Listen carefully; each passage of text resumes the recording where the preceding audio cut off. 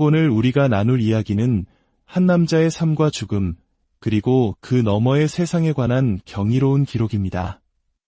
의학적으로 그는 식물인간이 되거나 이미 이 세상 사람이 아니어야 했습니다.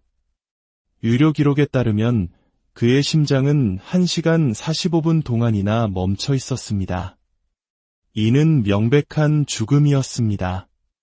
하지만 그는 죽음의 문턱을 넘어 천국을 경험했고 오늘날 기적의 사나이라 불리며 우리 곁에 살아 숨쉬고 있습니다. 무려 29가지의 질병으로부터 초자연적인 치유를 받은 그의 이야기는 우리에게 삶과 죽음, 그리고 영원의 의미에 대해 깊은 질문을 던집니다. 눈에 보이지 않는 세계는 과연 존재하는 것일까요? 죽음 이후의 삶은 정말 있는 걸까요? 그리고 기적은 지금 이 순간에도 일어나고 있는 것일까요? 오늘 그 놀라운 여정을 함께 따라가 보겠습니다. 이 믿기 힘든 이야기를 듣기 전에 만약 여러분의 마음에도 작은 울림이 있다면 주님의 은혜가 이 증언을 퍼뜨리는 손길 위에 함께하기를 기도하는 마음으로 이 영상을 소중한 분들께 공유해 주십시오. 하나님의 평강이 여러분과 가정에 가득하기를 축복합니다. 음악 이야기의 주인공은 딘 브렉스턴이라는 평범한 한 남자입니다. 2006년 어느 날 그는 여느 때와 같이 하루를 시작했습니다. 당시 그는 시애틀 인근 지역의 소년사법제도에서 감독관으로 일하며 마약 중독이나 여러 문제로 어려움을 겪는 청소년들을 돕는 보람있는 일을 하고 있었습니다. 그런데 그날 아침 그는 오른쪽 옆구리에 극심한 통증을 느끼며 잠에서 깼습니다. 몇 년 전 겪었던 신장결석의 고통을 직감했지만 그는 대수롭지 않게 여기고 직장으로 향했습니다. 이전처럼 곧 나아지리라 생각했던 것입니다. 하지만 그의 예상과 달리 통증은 점점 더 심해졌고 결국 그는 동료들에게 양해를 구하고 집으로 돌아와야만 했습니다. 집에서도 통증은 맹렬하게 그를 괴롭혔습니다. 결국 그는 혼자 힘으로는 감당할 수 없음을 깨닫고 지역 병원의 응급실을 찾았습니다.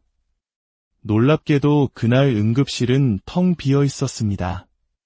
그는 이것 자체만으로도 작은 기적이라고 생각했습니다. 의료진은 신속하게 그에게 약을 투여하고 아내인 마릴린에게 연락을 취했습니다. 그의 아내 마릴린은 34년 경력의 의료 전문가였습니다.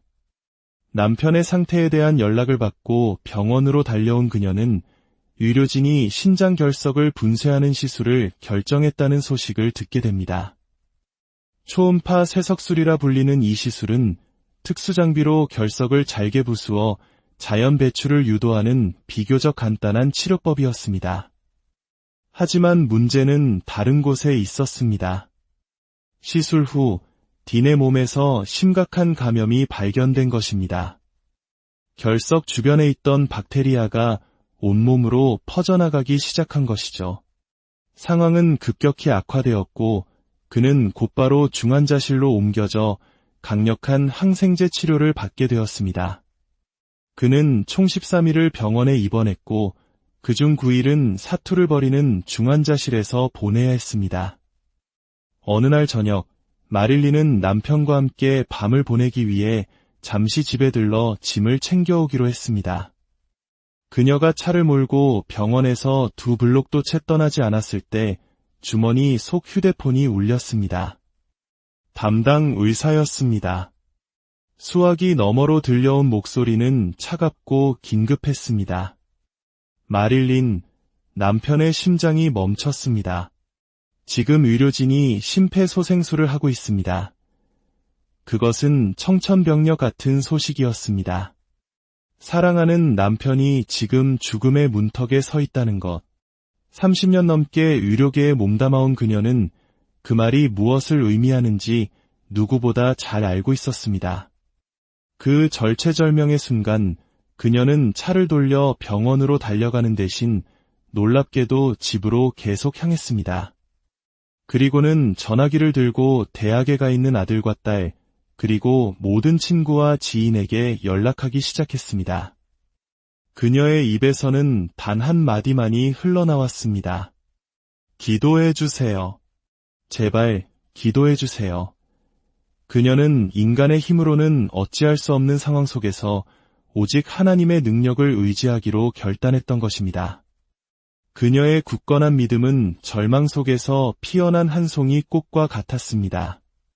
얼마 후 친구와 함께 병원으로 돌아왔지만 남편의 모습은 볼 수 없었습니다. 의료진은 여전히 그를 살리기 위해 사투를 벌이고 있었습니다. 시간은 흐르고 흘러 무려 1시간 45분이라는 시간이 지났습니다. 의학적으로 뇌사 판정을 내리고도 남을 시간, 모든 희망이 사라져가는 듯한 그 순간 기적이 일어났습니다. 멈췄던 그의 심장이 다시 뛰기 시작한 것입니다. 그가 다시 생명으로 돌아왔을 때 그의 몸은 29가지가 넘는 심각한 질병과 후유증으로 만신창이가 되어 있었습니다. 여기 쌓여있는 이 두꺼운 서류 뭉치가 바로 그의 상태를 증명하는 의료 기록들입니다. 하지만 우리 모두가 정말로 궁금한 것은 이것입니다. 그의 심장이 멈춰있던 그 1시간 45분 동안 그의 영혼은 어디에서 무엇을 경험했던 것일까요? 디는 이렇게 증언합니다. 저는 예수 그리스도를 저의 구주로 영접한 거듭난 그리스도인이었습니다. 제 육신이 죽음을 맞이한 그 순간 제 영혼은 즉시 하나님 아버지와 예수님이 계신 곳으로 향했습니다. 그 속도는 상상을 초월했습니다. 사람들이 흔히 묻습니다. 얼마나 빨랐느냐고. 저는 성경 말씀으로 대답합니다. 육신을 떠나 주와 함께 있는 그것이라 눈을 한번 깜빡이는 찰나보다도 더 빠르게 저는 그곳에 도착해 있었습니다. 그곳으로 향하는 동안 제 곁을 스쳐 지나가는 놀라운 광경을 목격했습니다. 그것은 바로 지상에서 올려지는 수많은 기도들이었습니다. 마치 빛의 강물처럼 형언할 수 없는 아름다운 모습으로 하늘을 향해 솟아오르고 있었습니다. 그날 저를 위해 기도해 주셨던 모든 분들의 기도가 바로 그 순간 제 곁을 지나갔습니다. 그 경험을 통해 저는 기도의 힘이 얼마나 실제하며 강력한 것인지를 온몸으로 깨닫게 되었습니다. 눈 깜빡할 사이에 주님 앞에 서게 되는 그 짧은 순간에도 지상의 기도는 멈추지 않고 하늘에 닿고 있었습니다. 놀라운 것은 저를 위한 기도뿐만이 아니었다는 사실입니다. 이 땅의 수많은 사람들이 사랑하는 이들을 위해 혹은 아직 주님을 알지 못하는 자녀들이 구원받기를 위해 올리는 간절한 기도들이 마치 내가 멈춰 서 있는 것처럼 빠른 속도로 제 곁을 지나갔습니다. 저는 아내와 자녀들, 그리고 가족들이 저를 위해 기도하고 있음을 분명히 알 수 있었습니다. 그 기도 하나하나에 담긴 내용까지도 느낄 수 있었습니다. 아내는 제가 단지 치유될 뿐만 아니라 살아서 돌아오기를 간절히 기도했습니다. 자녀들의 기도도 마찬가지였습니다. 하지만 제 마음을 가장 깊이 울렸던 기도는 어린 자녀들이 예수님을 구세주로 영접하게 해달라고 부르짖는 부모들의 기도였습니다. 그 기도들은 하늘에서 가장 큰 울림을 만들어내고 있었습니다. 마침내 천국에 도착했을 때 저는 예수님의 발 앞에 엎드려 있었습니다. 그분을 바라보며 제가 할 수 있는 말은 오직 이것뿐이었습니다. 저를 위해 이 모든 것을 행하셨나요? 그리고는 그저 감사합니다. 감사합니다. 감사합니다. 이 말만을 하염없이 반복했습니다. 그 순간 저는 제가 그곳에 있을 수 있는 유일한 이유가 제가 행한 어떤 선한 일 때문이 아니라 오직 예수 그리스도께서 저를 위해 행하신 일, 바로 십자가의 공로 때문임을 온전히 깨닫게 되었습니다. 제가 살아생전 행했던 모든 선한 일들조차도 사실은 주님께서 저를 통해 일하신 것임을 알게 되자 저는 어떤 공로도 내세울 수 없었습니다. 제 육신은 지상에 있었지만 저의 영과 혼, 제 존재의 모든 것이 그분을 찬양하고 있었습니다. 만약 제 입이 찬양을 멈추었더라도 제 존재의 다른 모든 부분이 계속해서 그분을 찬양했을 것입니다. 감사를 멈출 수가 없었습니다. 예수님의 눈은 성경에 묘사된 것처럼 불꽃 같았고 형언할 수 없는 여러 빛깔로 빛나고 있었습니다. 하지만 저를 사로잡은 것은 그분의 눈에 담긴 사랑이었습니다. 그 사랑은 마치 온 우주에 다른 피조물은 하나도 없고 오직 저 하나만을 위해 존재하는 듯한 그런 완전하고도 깊은 사랑이었습니다. 물론 주님은 이 땅의 모든 사람을 똑같이 사랑하십니다. 하지만 그 순간 제가 느낀 것은 주님이 저를 바라보실 때 마치 제가 그분의 유일한 사랑의 대상인 것처럼 사랑하신다는 놀라운 사실이었습니다.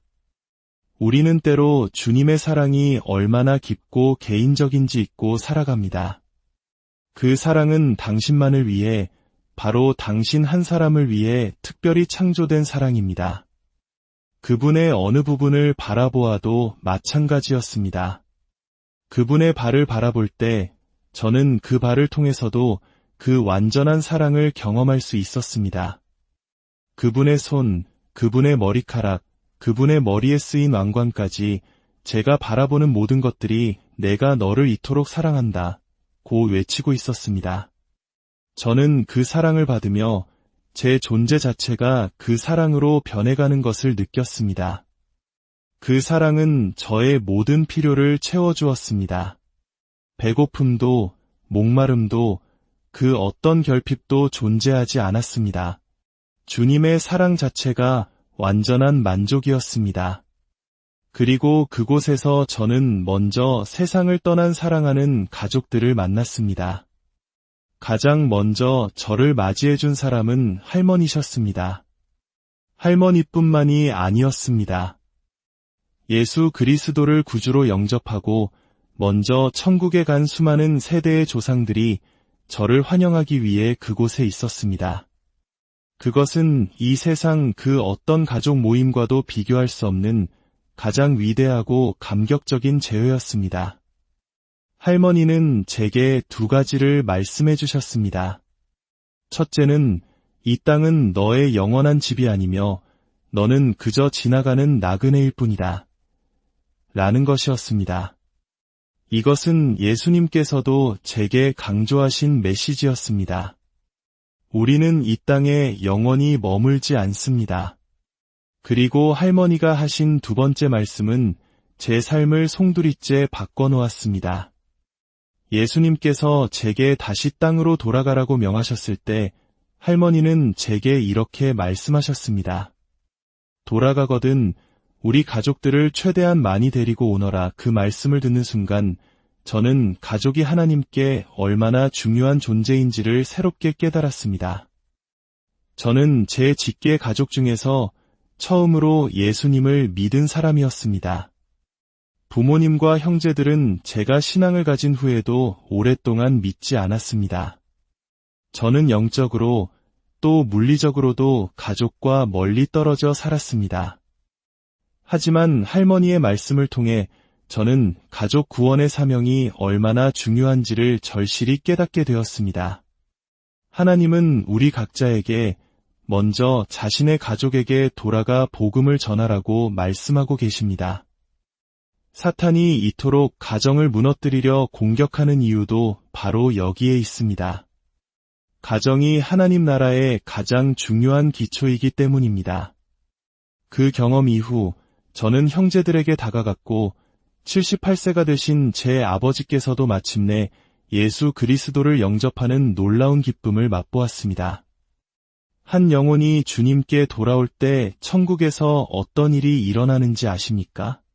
제가 그곳에 있을 때 이 땅에서 한 사람이 예수님을 구주로 고백하는 순간 그의 이름이 천국 이 끝에서 저 끝까지 울려 퍼지며 엄청난 잔치가 벌어지는 것을 똑똑히 보았습니다.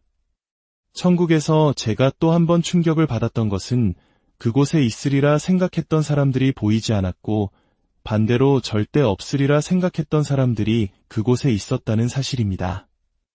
제가 보기에 천국에 없었던 사람들 중 상당수는 우리가 이 땅에서 목사나 지도자로 불렀던 이들이었습니다. 반면 제 고모님 중 한 분은 제가 보기에 결코 천국에 갈 수 없는 삶을 사셨지만 놀랍게도 그곳에 계셨습니다.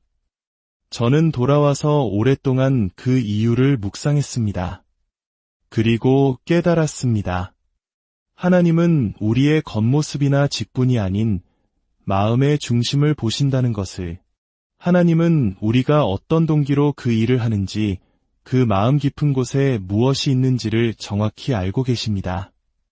사람의 눈은 속일 수 있어도 하나님의 눈은 결코 속일 수 없습니다.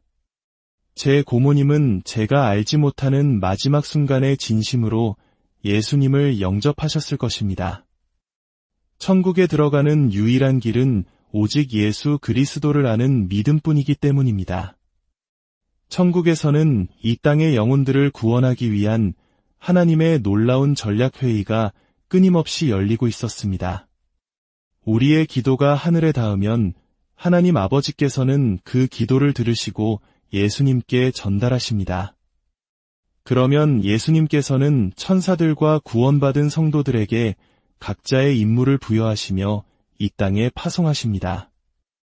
저는 그곳에서 아시아 극동 지역에서부터 수많은 기도가 올라오는 것을 보았습니다. 그리고 그 기도의 응답으로 베드로와 야고보와 같은 사도들의 지휘 아래 수많은 천사들이 그 지역을 향해 파송되는 놀라운 광경을 목격했습니다. 지금 이 순간에도 수많은 이슬람권에서 예수님을 만나는 꿈과 환상이 나타나는 이유가 바로 이것입니다. 모든 것은 하나님의 치밀한 구원 전략의 일부입니다. 문제는 천상의 전략이 아니라 이 땅에서 그 전략을 수행할 우리들의 순종입니다. 하나님께서 우리에게 무언가를 하라고 말씀하실 때 우리는 종종 주저하거나 거부합니다. 그러면 하나님께서는 순종할 다른 사람을 찾으셔야만 합니다. 하나님은 기적 사역을 위해 수많은 사람들을 부르셨지만 많은 이들이 거절했습니다. 가장 마지막에 부름받았던 캐서린 쿨만은 저는 가장 보잘것없는 자였지만 예라고 대답했습니다. 라고 고백했습니다. 하나님은 지금도 예라고 대답할 사람을 찾고 계십니다. 천국의 예배는 우리의 상상을 초월합니다. 그곳의 모든 피조물은 각자 고유한 방식으로 하나님을 찬양하고 있었습니다. 수많은 찬양이 동시에 울려 퍼졌지만 조금도 부딪히거나 어지럽지 않고 완벽한 조화를 이루었습니다. 진정한 예배는 바로 아버지의 뜻을 행하는 것임을 깨달았습니다. 가장 감격적인 순간은 우리가 하나님께 찬양을 올려드릴 때 하나님 아버지께서도 우리 각자에게 노래로 화답해 주시는 것을 본 것입니다. 우리가 예배 가운데 하나님의 임재와 영광을 느낄 때 그것은 바로 우리를 향한 하나님의 사랑의 노래인 것입니다. 하나님이 세상을 이처럼 사랑하사 독생자를 주셨으니 이 말씀이 얼마나 실제적인지를 저는 그곳에서 온몸으로 경험했습니다. 다시 육신으로 돌아왔을 때 가장 먼저 저를 본 사람은 제 친구 앤선이었습니다. 그는 병원에서 호흡기 치료사로 일하며 제 생명을 구하는 데 힘썼던 사람입니다. 저는 그를 보자마자 말했습니다. 나는 예수님을 보았네. 이제 우리는 그저 소망하거나 바라는 것이 아니야. 나는 그분을 정말로 보았다고. 거구의 사내였던 그의 얼굴에 굵은 눈물방울이 흘러내렸습니다. 오늘 이야기를 듣는 여러분, 여러분의 가족을 사랑하십시오. 그리고 하나님을 사랑하십시오. 죄는 우리와 하나님 사이를 갈라놓습니다. 그 죄의 문제를 해결할 수 있는 유일한 길은 나를 위해 십자가에서 죽으신 예수 그리스도의 사랑을 믿는 것입니다. 지금이 바로 하나님께서 당신을 부르시는 순간입니다. 예수님을 당신의 주인으로 영접하고 죄를 회개하며 그분을 당신의 마음속에 모셔 드리십시오. 천국은 신화나 이야기가 아닌 실제입니다. 그리고 그곳으로 가는 길은 오직 예수 그리스도 한 분뿐입니다. 주님의 사랑과 평강이 이 이야기를 듣는 모든 분들과 그 가정 위에 영원히 함께하시길